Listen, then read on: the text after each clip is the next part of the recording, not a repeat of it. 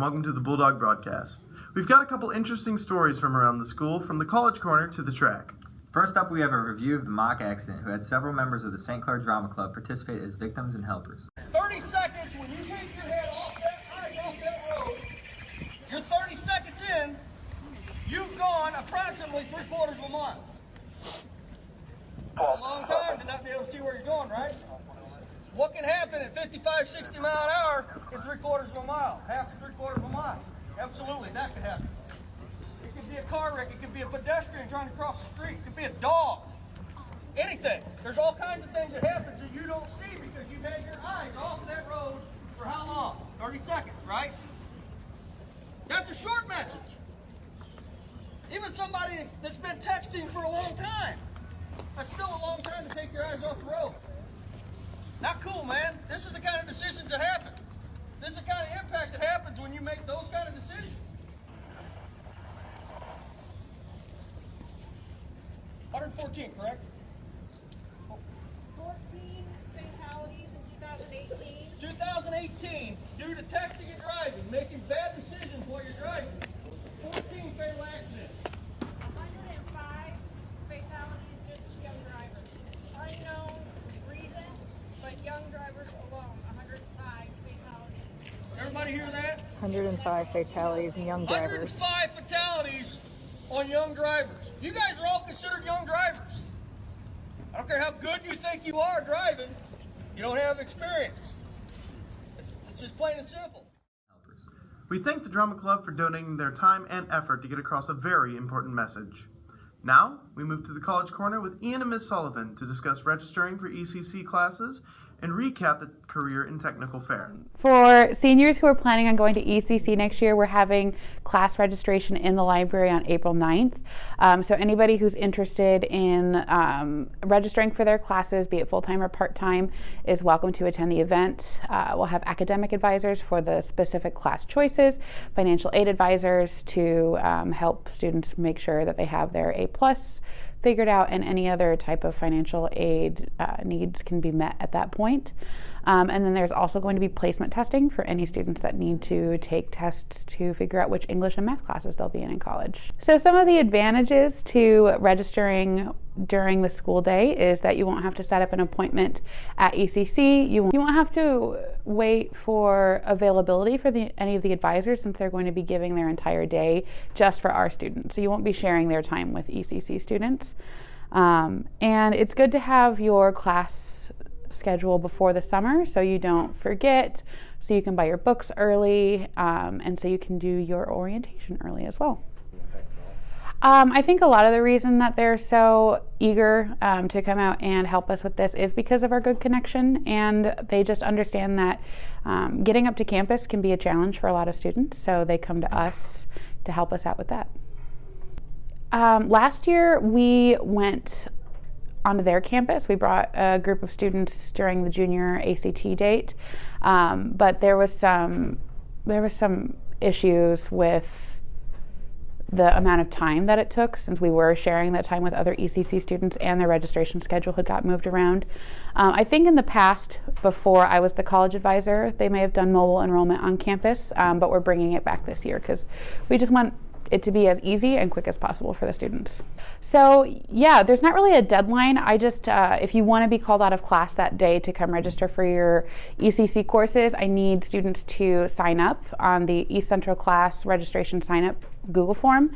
I've sent that out in a couple emails. It's on the end of the year activities list for seniors, and it's also in the daily bulletin.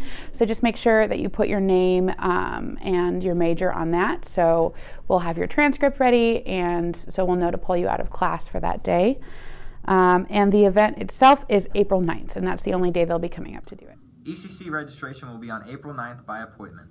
If you're interested, please sign up with Ms. Sullivan. Now, we move to Brag on a Bulldog, where our custodian Grant receives the award, and we hear from some of the people who nominated him. The reason that we chose Grant for the award is because he helps out a lot with the drama club, and he helps make the theater and lobby look pristine and presentable. I believe that that Grant was awarded this because he goes above and beyond what his job calls for. He's very accommodating to us in the theater troupe and the cast whenever we're down here, and he just goes above and beyond what he's asked to do. If you have a staff or faculty member or student that you think deserves the award, there are forms on the broadcasting door to the right of the library. Next up, Officer Wells talks to us about the upcoming Battle of the Badges. Well, hello, I am Officer Wells. I am your school resource officer, and I would like to invite you to a basketball game. It happens on April 11th. The doors open at 6 p.m., tip-off is at 7 p.m.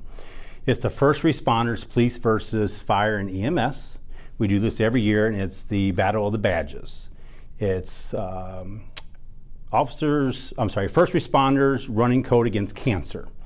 It's $5 admission. It's at the St. Francis Borgia High School, and it is on April 11th. We'd like to see you come out and support a good cause. All the money that's raised is used right here in Franklin County for families fighting cancer. I'd like to invite everybody out, come out and see a good time. I will be there, several other St. Clair police officers will be there, and other first responders from the area.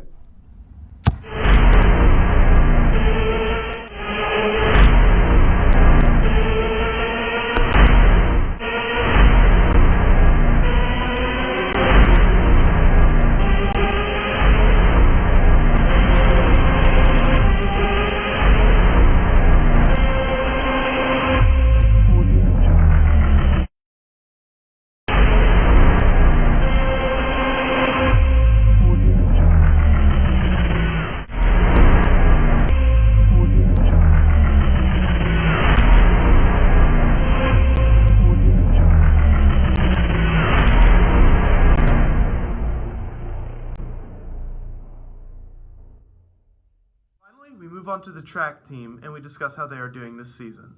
Trey? This week we spoke to Coach Garmer and seniors Mason Powell and Amber Ortmeyer about their goals for this year's season. We feel really good about this season as far as track goes. We've got a lot of young athletes, but it's going to be a good year. And we're really excited about just seeing what everybody can do, and especially seeing our returning seniors come back, see how many we can get on to state.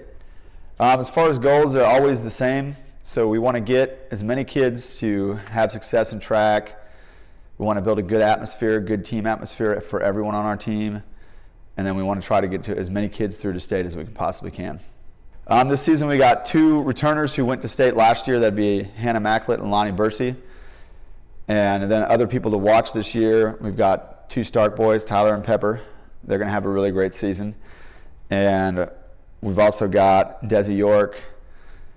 She was almost made it to sectionals last year, and I think she's going to get through this year. And also last year, we had a few other athletes. So there's quite a few. I mean, really the whole team to watch out for. You never know what's going to happen in a track meet and who's going to come out and be a great performer. The events I'm doing this year are throwing events, javelin, and discus. I'm feeling really good about this year's season. I'm really prepared to see what our team has in store. This year I hope to achieve at least a PR for me in javelin of 140 feet, and in discus, since the first year I'm doing it, I hope I at least get on the scoreboard. I'm involved in high jump and 100 hurdles and whatever else they want to put me in. This upcoming season I'm feeling really good. I started out strong in practice and I'm getting stronger. Okay. My personal goals this season is to get 5.6 in high jump and go to state. Hey guys, thanks for watching the Bulldog Breakdown. Make sure you guys tune in next week for the April Fool's Day episode.